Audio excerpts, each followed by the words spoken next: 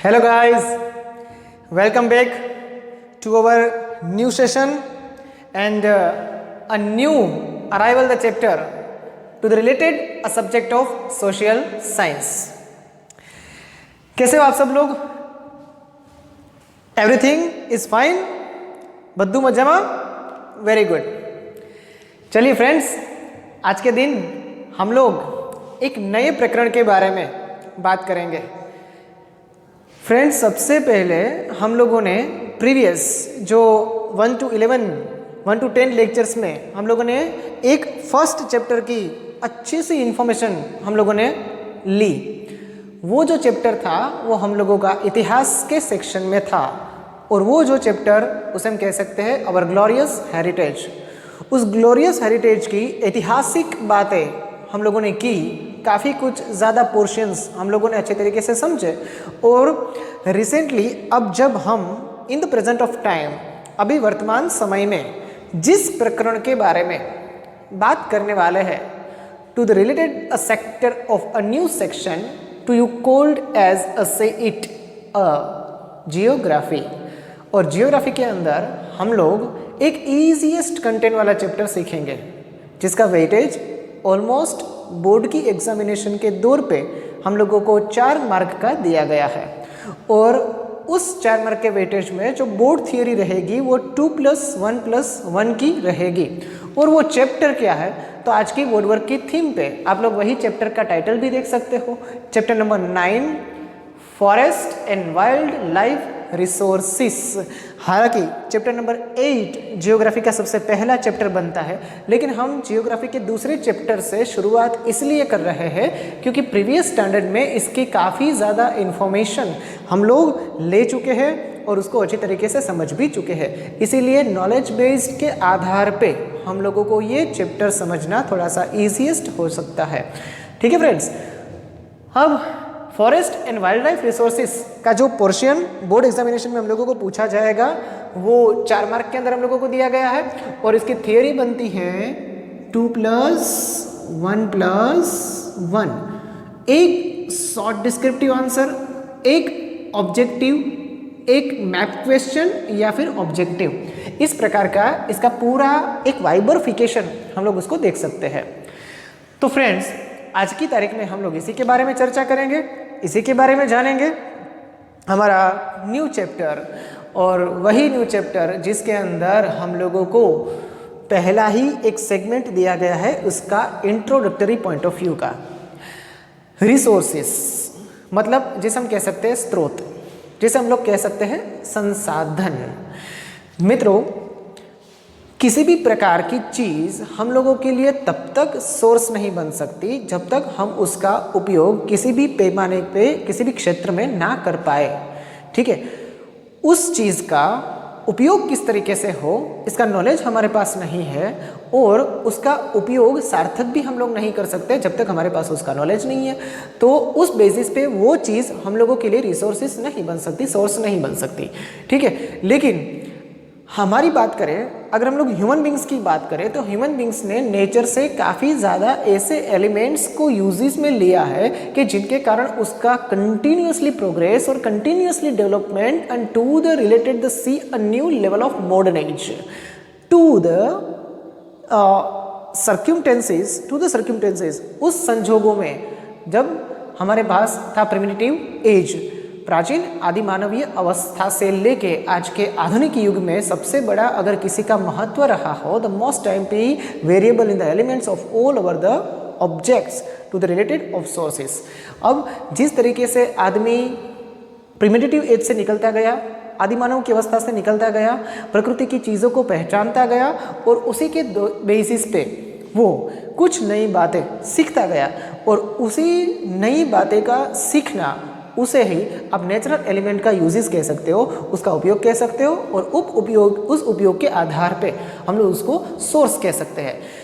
मानवी आदमी जब जीता है फ्रेंड्स, उसकी लाइफस्टाइल देखो आज की तारीख में, और इतना अच्छा कंटिन्यूसली प्रोग्रेस और कंटिन्यूसली डेवलपमेंट क्यों हुआ, तो ये हुआ सबसे पहले ज़रूरी बात है हम लोगों के लिए, ये पूरा बिल्डअप एरिया मतलब उन्होंने प्रकृति के पूरे तत्वों को अच्छी तरीके से जाना, किस प्रकार के क्षेत्र में उसकी किस ज़रूरत में उसका उपयोग हम लोग बहुतायत मात्रा में कर सकते हैं, उसको जाना और इसके बाद उसको एक्सेप्ट किया। तो यही हम लोगों के लिए बनता है रिसोर्स। आदमी बार बार अपनी ज़रूरत बार बार नेचर्स के एलिमेंट्स से के अंदर से पूरा करता है और इसके लिए वो सोर्स से रिसोर्स में कन्वर्ट होती जाती है। ठीक है, अब एक एग्जांपल के तौर पे मैं आपको ये कह सकता हूँ कि अभी हम लोग ये कह सकते हैं कि भाई 200, 300 या 400 साल पहले हम लोगों को पेट्रोल का पता नहीं था, तो पेट्रोल हम लोगों के लिए सोर्स नहीं था। लेकिन आज की तारीख में हम लोगों को पेट्रोल का नॉलेज भी है और पेट्रोल का अच्छी तरीके से उपयोग किस तरीके से किया जा सकता है ये भी हम लोग जानते हैं। तो ये आपकी आज की तारीख में हम लोगों के लिए क्या है, तो हम लोगों के लिए ये रिसोर्सेस है। लेकिन जब आदमी का प्राइम नीड्स के साथ संबंध था, रिलेशन था, तो उसके समय में वो नेचर एलिमेंट्स क्या रहे होंगे, इसी की पूरी बात हम लोग करने वाले हैं। और इन सभी सोर्सेस में आदमी की जितनी ज़रूरत है, वो चाहे उसकी सोशली हो, उसकी अपनी कोई एडमिनिस्ट्रेटिवली हो, या फिर उसकी लाइफस्टाइल के कनेक्शंस में हो, ये सभी कुछ चीज़ें हम लोगों के लिए रिसोर्सेस में कन्वर्ट होती दिखती हुई है। तो यही बात हम लोग आज की तारीख में इसमें करेंगे कि भाई इन सभी क्षेत्रों में सबसे ज़्यादा इम्पोर्टेंस अगर किसी नेचर के एलिमेंट का रहा हो तो वो क्या है, कौन सा है। ठीक है, तो यही forest and wild life resources के बारे में। अब यहाँ पर हम लोगों ने पहला ही एक कॉन्सेप्ट क्लियरेंस रखा हुआ है, give the information of forest and wild life resources. एक छोटी सी माहिती प्रदान करने वाला ये प्रश्न हम लोगों के लिए परीक्षा में 2 मार्क में पूछा जा सकता है। हालांकि इसका जो कंटेंट है वो 3 मार्क में भी डिस्क्राइबेबल है, लेकिन वो ओल्ड सिलेबस में था फ्रेंड्स। अभी तो हम लोगों का जो पूरा फोकस है वो फोकस शॉर्ट डिस्क्रिप्टिव आंसर के ऊपर ही रहेगा। ठीक है, तो इसीलिए इनमें पहला ही सेंटेंस हम लोगों को क्या देखने को मिलता है, लिटरली यहाँ पर लिखा हुआ है the existence, progress and development of man is dependent on resources. अगर एग्जिस्टेंट मानवी का अस्तित्व देखो, उसकी प्रगति देखो और उसका विकास देखो, ये इन सभी चीज़ों के ऊपर, ये सभी चीज़ों का आधार क्या है, तो ये सभी चीज़ों का आधार बनता है resources. We have been fulfilling our needs by getting them from nature since early time। आदि अनादि काल से फ्रेंड्स हम लोग मतलब कि आदमी जो अपनी ज़रूरत थी उस ज़रूरत को पूरा करने के लिए वो नेचर पर ही सदा आधारित रहा हुआ है। नेचर के पास से ही वो सभी चीज़ें उसके पास से लेता था और अपना जो जीवन विकास था वो जीवन विकास करता जाता था। और आज की तारीख में भी हम चाहे कितना भी आधुनिक हो चुके हो, उन सभी आधुनिक परिस्थिति में हम लोग नेचर का साथ नहीं छोड़ सकते, नेचर हमारा साथ नहीं छोड़ सकती। और हम लोग ये भी कह सकते हैं कि नेचर वो ह्यूमन बींग्स का सबसे बड़ा एक जटिल हिस्सा है और रहने वाला भी है। ठीक है, और इसी के माध्यम पे एक सेंटेंस हम लोगों ने फ्रेम किया हुआ है और वही फ्रेमेबल सेंटेंस क्या है, wherein the forests are considered to be the very important resources।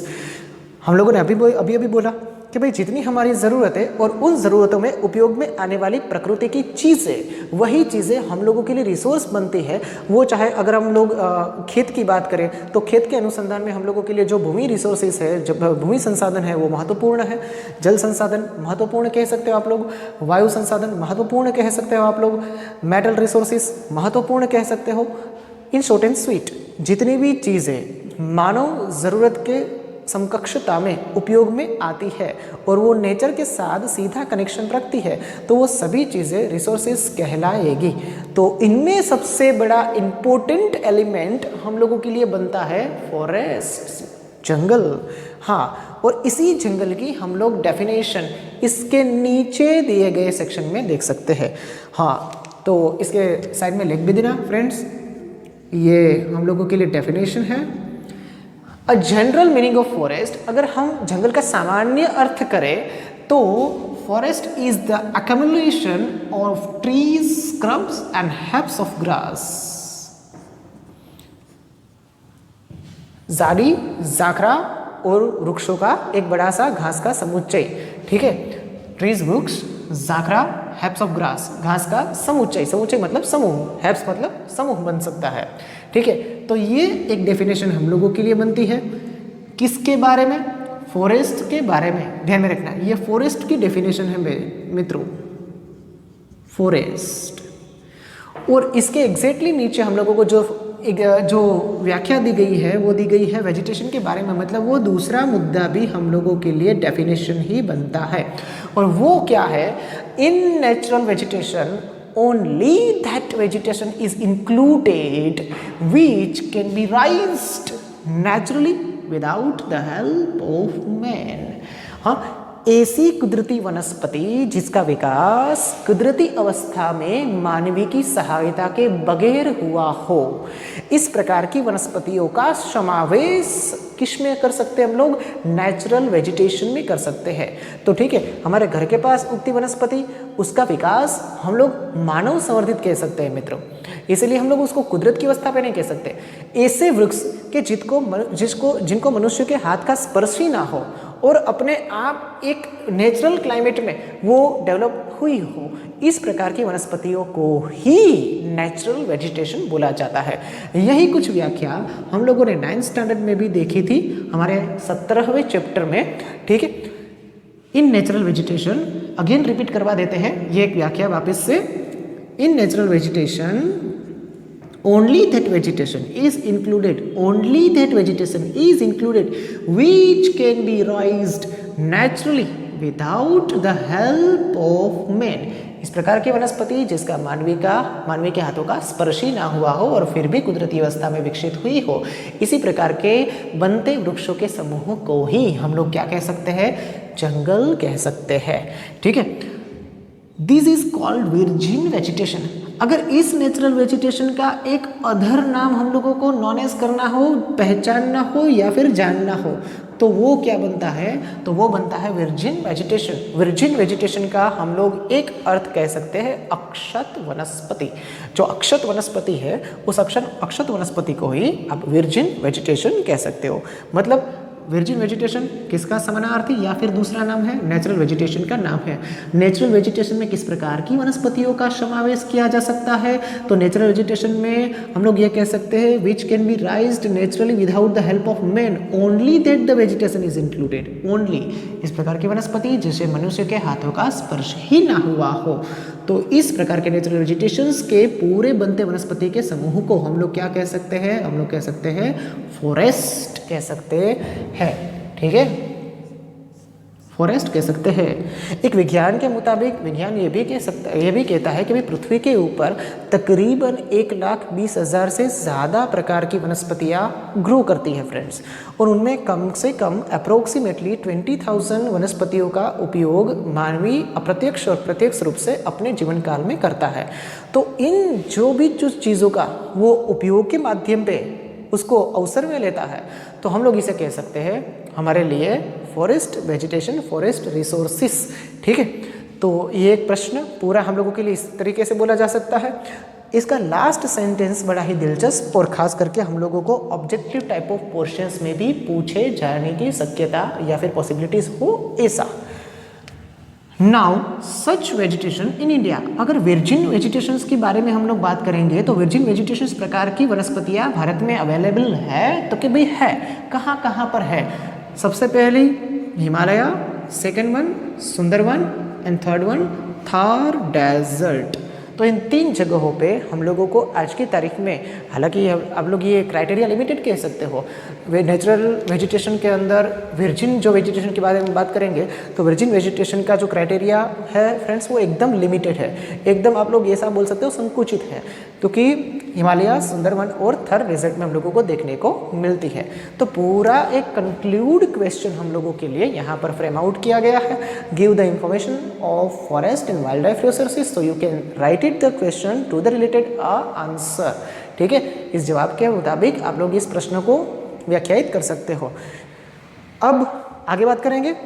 ठीक है, बात आ रही है क्लासिफिकेशन ऑफ फॉरेस्ट के बारे में कि भाई जंगलों के प्रकार कितने हैं और जंगलों के प्रकार अगर समझने हैं तो किस तरीके से हम लोग उसको समझ सकते हैं। उसका प्रीवियस स्टैंडर्ड्स के भी साथ रिलेशन बनता है और इसका प्रेजेंट स्टैंडर्ड के भी साथ रिलेशन बनता है। और मैंने आप लोगों को उस टाइम पे भी बोला था कि इसका एक कंक्लूड, एक अलग से एक भाग जो है, सेक्शन जो है वो हम लोगों को वापस से 10th स्टैंडर्ड में पढ़ने को मिलेगा। ठीक है, क्लासिफिकेशन ऑफ फॉरेस्ट के बारे में बात करेंगे तो हम लोग ये कह सकते हैं कि main 3 types of forest, 3 types of classification of this forest criteria. First one, forest on the basis of climate. यहाँ पर से पीछे के वर्ड में ध्यान देना फ्रेंड्स, ठीक है, forest on the basis of climate. Second one, types of forest according to administration और type of forest according to ownership and management. हम लोगों को टेक्स्ट बुक में वापस से administrative, ownership, administrative and management दोनों साथ में दिए गए, लेकिन नहीं फ्रेंड्स, इसमें सिर्फ यही आएगा, ऑनरशिप एंड मैनेजमेंट, ठीक है। अब आपने पीछे के वर्ड पे ध्यान दिया हो तो आप लोगों को पता चल सकता है कि इसमें इसी के अंदर क्लासिफिकेशन ऑफ फॉरेस्ट डिवाइडेड हो चुका है। Forest on the basis of climate, कुदरती भौगोलिक परिस्थिति के ऊपर आधारित जंगलों के प्रकार। Types of forest according to administration, वहीवटीय हेतुसर उसका एक अलग से संचालन हो सके, इस प्रकार के फॉरेस्ट का विभाग, जंगलों का विभाग। Types of forest according to ownership, मतलब मालिकी के साथ, और मैनेजमेंट, संचालनीय दृष्टिकोण से इसका अलग से विभाग हम लोगों को देखने को मिलता है। ओरिजिनली इन 2 प्रकार के फॉरेस्ट को हम लोगों को 10th में सीखना है। Forest on the basis of climate की इंफॉर्मेशन तो हम स्टैंडर्ड 9th में प्राप्त कर चुके हैं, और इसका क्वेश्चन भी हम लोगों को बोर्ड की एग्जामिनेशन में पूछा जा सकता है, क्योंकि हम लोग जानते हैं कि प्रीवियस स्टैंडर्ड में हम लोग जो भी कुछ पढ़े और जो भी कुछ हम लोगों ने सीखा वो नए स्टैंडर्ड में आके हम लोगों के लिए क्या बन जाता है, तो नए स्टैंडर्ड में आके हम लोगों के लिए वो नॉलेज बन जाता है। और नॉलेज बेस्ड पोर्शन भी हम लोगों की परीक्षा में पेपर स्टाइल में इंक्लूड है। तो इस प्रकार का प्रश्न क्या बनता है आपके सामने है फ्रेंड्स। हालांकि ये टेक्स्ट बुक में हम लोगों को नहीं दिया गया है, हम लोगों ने इसको 9th की टेक्स्ट बुक से टेकअप किया है, उसको लिया है, ठीक है। Forest on the basis of climate कितने मार्क में पूछा जा सकता है, तो ये प्रश्न हम लोगों को 2 मार्क में मित्रों पूछा जा सकता है। क्लियरली लिखा गया है, ध्यान से रखिए। अगर आप लोगों को ये नाम तो याद ही होंगे, नहीं है तो कोई बात नहीं, चिंता मत करिएगा। यहाँ से बोर्ड के ऊपर से आप लोग इसको वापस से अपने फेयरबुक में लिख सकते हो, लिखना ही है आप लोगों को, क्योंकि परीक्षा के अंदर ये knowledge based frame out question बनता है फ्रेंड्स आपके लिए, ठीक है। Forest on the basis of climate 2 mark के लिए अगत्यपूर्ण प्रश्न है। Tropical rain forest, tropical deciduous forest, tropical desert forest. यहाँ पर ट्रॉपिकल तीनों जगह पे आप लोगों को दिखाई देता है, ठीक है। Tropical rain forest, tropical deciduous forest, tropical desert forest, temperate forest and grasslands और मैंग्रोव फॉरेस्ट, ठीक है। धरती के जंगल, मतलब जिसको हम लोग मडी फॉरेस्ट बोलते हैं, इस प्रकार का। तो ये पांचों के पांचों प्रकार आपको परीक्षा में सिर्फ इतना इनिशियली कंसेप्ट वाला प्रश्न है, हम लोगों को सेपरेटली एकदम संक्षिप्तीकरण के साथ दिया गया है। इसको 2 मार्क के अंदर आप लोग लिख सकते हो। Tropical rain forest, tropical deciduous forest, tropical desert forest, temperate forest and grassland and almost mangrove forest, ठीक है। ये नॉलेज बेस्ड क्वेश्चन के बारे में बात थी। अब यहाँ पर आएगा क्लासिफिकेशन ऑफ फॉरेस्ट का प्रेजेंट ऑफ टाइम कंडीशंस में। स्टैंडर्ड 10th में हम लोगों को जो पढ़ना है वो एक प्रकार, मतलब types of forest according to administration. Forest according to administration 2 और 3 मार्क में महत्वपूर्ण प्रश्न है, लेकिन focus on the based on short descriptive 2 mark के लिए हम लोगों के लिए महत्वपूर्ण प्रश्न ये परीक्षा में बनता है। तो मित्रों, how many types of according to administration of process, how many types of forest to the related of according to administration, हम लोगों को ये प्रश्न परीक्षा में बन सकता है। 3 types of forest according to administration. First one, reserved forest, second one protected forest, and third one unclassified forest, ठीक है। तो ये ध्यान में रखना। रिजर्व फॉरेस्ट के अंदर हम लोगों को क्या दिया गया है, रिजर्व फॉरेस्ट के अंदर हम लोगों को क्लियरली एक बात देखने को मिलती है, such forest are under the control of government directly. अब यहाँ पर एक शब्द हम लोगों को दिखाई दे रहा है, government. Such forest are under the control of government directly. अब फ्रेंड्स, आप लोग ये अच्छी तरीके से जानते हैं, अगर मैं आपको ये बोलूँ कि ऑर्गन्स ऑफ गवर्नमेंट, सरकार के अंग कितने हैं? तो आप सीधा बोलते जाएंगे कि सर धारासभा है, कारोबारी है और न्यायतंत्र जस्टिफिकेशन है, ऑलमोस्ट लेजिस्लेटिव असेंबली है और पूरा एक फ्रेम ऑफ बॉडी कैबिनेट है। इसकी बात नहीं कर रहे हैं हम लोग, टाइप्स ऑफ गवर्नमेंट के बारे में बात कर रहे हैं। टाइप्स ऑफ गवर्नमेंट मतलब भारत में कितने स्तर पर सरकार काम करती है। फर्स्ट केंद्र central government, second state government और लास्ट वन लोकल गवर्नमेंट। इनमें से 2 types of government including both of sections to the relative of the forest administration. 1 central, second state government. इन दोनों की बात यहाँ पर गवर्नमेंट नाम के शब्द प्रयोग में सम्मिलित हुई है, ये बात ध्यान में रखिएगा आप लोग। Such forest are under the control of the government directly. Here there is a restriction of lumbering. अब ध्यान में रखना, restriction of lumbering, collection of woods and for pasturing. लकड़ी का काटना, अब वहाँ पर जाके वृक्ष काट नहीं सकते, काटना तो बहुत दूर की बात रही, लेकिन अगर किसी भी प्रकार की नेचुरल एक्टिविटी के कारण कुछ टहनियाँ गिर गई है और उसकी लकड़ी आप लोगों को चाहिए, आप लोग उसे उठा भी नहीं सकते, उसे चुन भी नहीं सकते वहाँ से।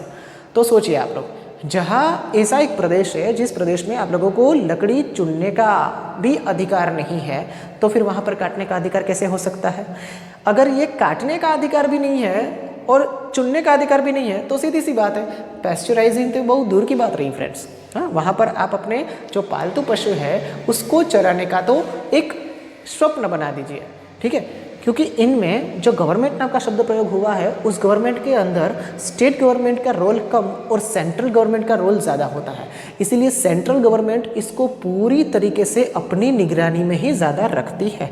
हालांकि काम दोनों करते हैं, लेकिन सबसे ज़्यादा पावर उसमें किसका रहता है? सेंट्रल गवर्नमेंट का रहता है। इसीलिए रिजर्व्ड फॉरेस्ट में हम लोगों को गवर्नमेंट के शब्द प्रयोग में एक नाम आप लोगों को परीक्षा में ध्यान में रखना है, वो क्या है? Central government. खास करके सबसे ज़्यादा अधिकार इसको किसने दिया है? तो भाई सेंट्रल गवर्नमेंट को दिया है, स्टेट गवर्नमेंट को नहीं। सोचिए, लिमरिंग, वहाँ पर आप पेड़ काट नहीं सकते, टूटी हुई टहनियाँ जो कुदरती परिस्थिति के कारण गिरी हुई है उसे आप चुन भी नहीं सकते, और वहाँ पर आप अपने पालतू पशु जो है उस पशुओं को चरा भी नहीं सकते। तो ये एक बात बहुत ही महत्वपूर्ण हम लोगों के लिए रहने वाली है। सेकेंड वन, प्रोटेक्टेड फॉरेस्ट, संरक्षणात्मक, जिसको रक्षण प्रदान किया गया हो, इस प्रकार के पूरे वनाच्छादित क्षेत्र को हम लोग कह सकते हैं protected forest. These forest are looked after by the administration. देखिए यहाँ पर भी कौन सा शब्द आया? एडमिनिस्ट्रेशन। यहाँ पर आया था गवर्नमेंट, यहाँ पर आया था एडमिनिस्ट्रेशन। ओके, ये दोनों वर्ड्स संचालन की दृष्टि से एक ही है, लेकिन यहाँ पर सेंट्रल गवर्नमेंट की जिम्मेदारी ज़्यादा थी, यहाँ पर स्टेट गवर्नमेंट की और सेंट्रल गवर्नमेंट की जिम्मेदारी दोनों बराबर हम लोगों को देखने को मिलेगी, ठीक है। तो एडमिनिस्ट्रेशन का मतलब यही होता है।